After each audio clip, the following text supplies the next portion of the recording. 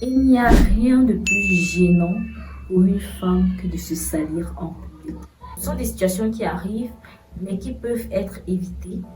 Et je pense qu'en sachant déjà comment compter ton cycle, ça va t'aider, toi, ma petite sœur, à anticiper tes jours de menstrues et à te préparer au mieux pour les recevoir, tout simplement.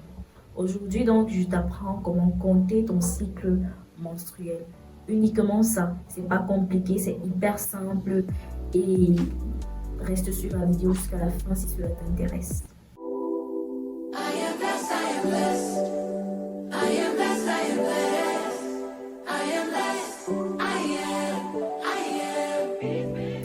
Bonjour à tous, je suis Ivaïna et aujourd'hui dans cette vidéo, je vais aborder avec vous le cycle menstruel, précisément comment compter son cycle menstruel parce que je pense que c'est une vidéo qui va énormément aider une petite sœur.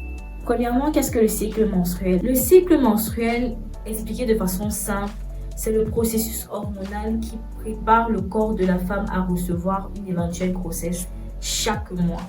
Le cycle menstruel a 4 phases. La phase de menstruation, qui est la première phase. Pendant cette phase, tu te sens fatiguée et c'est normal. Parfois, tu as aussi un peu les douleurs. Quand c'est gérable, ça va. Mais si c'est plus, si c'est vraiment extrême, il faut consulter. C'est pas normal. La deuxième phase, c'est la phase folliculaire. Pendant cette phase-là, tu es très motivé, tu as beaucoup d'énergie, tu veux donner le meilleur de toi. C'est pendant la phase folliculaire.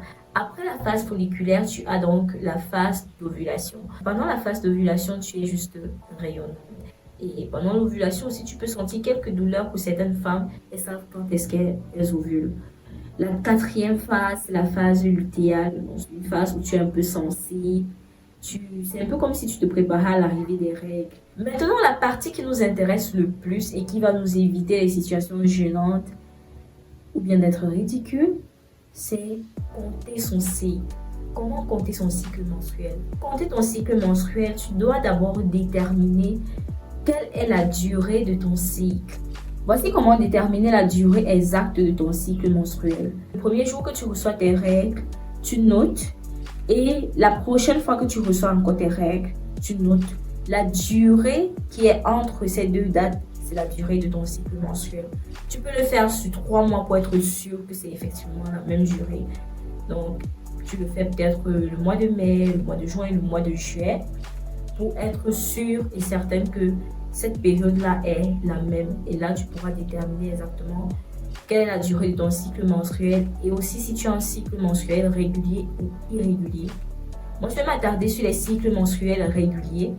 Et si vous voulez une vidéo particulière pour les cycles menstruels irréguliers, même si c'est un petit short, je pourrais la faire. N'hésitez pas à demander en commentaire. On peut donc avoir un cycle menstruel de 21 jours. Ça varie de 21 jours à 35 jours. Mais le cycle menstruel normal, c'est 28 jours. Si ton cycle est moins de 28 jours, ce n'est pas un problème. Et si c'est plus de 28 jours, ce n'est pas non plus un problème. Maintenant que tu as déterminé la durée exacte de ton cycle menstruel, si peut-être c'est 25 jours ou 28 jours, tu as reçu tes règles le 5 mai par exemple. Tu vas compter 28 jours à partir du 5 mai et arrivé au 28e jour, normalement tu devrais recevoir tes règles ou au plus tard le lendemain. Si c'est 25 jours, tu fais pareil. Si c'est 21 jours, tu fais pareil. Et ainsi de suite. Comment déterminer sa période de fertilité, sa période féconde et le jour de son ovulation?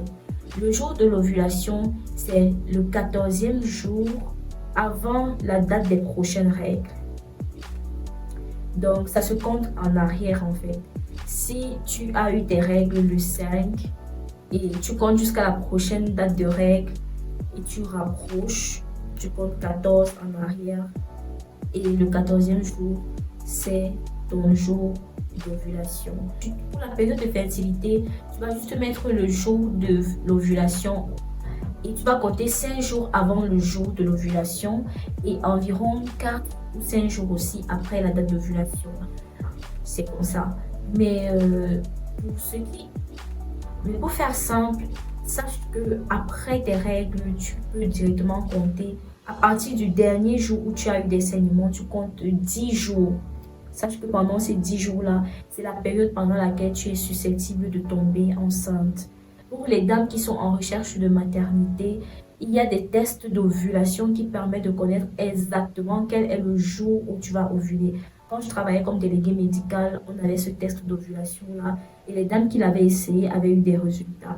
Avec ça, tu peux connaître exactement ta date d'ovulation et aussi la période pendant laquelle tu es susceptible de tomber enceinte. Il y a des outils utiles qui peuvent vous aider à ne pas vous tracasser, à ne pas noter tous les jours et qui vont vous permettre de compter votre cycle et de déterminer également la période d'ovulation. Il y a les applications comme Flow, comme Apple Santé. Personnellement, j'ai déjà utilisé Flow plusieurs fois. C'est une application qui est très bien. Ça permet de compter ton cycle, de savoir quand est-ce que tu es en ovulation. Vraiment de faire un suivi, c'est une bonne application. Essayez de télécharger. Et si vous avez d'autres applications que vous utilisez, n'hésitez pas à le dire en commentaire. Comment faire pour être prête, même si cette situation arrive de façon inattendue, parce qu'on ne sait jamais. Déjà, tu devrais avoir toujours une ou deux serviettes dans ton sac, parce que c'est pas du tout agréable que tu saches que à ce moment, il y a quelque chose de terrible qui t'arrive et tu ne peux même pas y remédier. Donc, toujours avoir une serviette dans le sac, un tampon ou bref, une protection dans le sac. Même si c'est un protège-slip, c'est très important. La deuxième astuce aussi, c'est d'avoir toujours un pull vert quelque part, ou bien une écharpe, parce qu'on ne sait jamais. Ça peut arriver que si tu as un flux abondant, tout comme moi, tu peux avoir des débordements parfois et ça tâche ton vêtement. Du coup, si tu n'as pas de quoi camoufler, ça fait pas joli. Voilà, c'est ce que je voulais partager avec toi. C'était très court. J'espère que cette vidéo t'aura quand même aidé. Si tu as besoin de plus d'informations, demande en commentaire. Et si vous avez un cycle irrégulier, vous pouvez faire des recherches ou simplement me demander. Je vais faire des recherches pour vous et on fera une autre vidéo par rapport à cela. Moi, je te dis à la prochaine pour une autre vidéo. En attendant, prends soin de toi et de ta famille. C'est le plus important. Je te fais plein de bisous et à la prochaine tout simplement. Bye bye.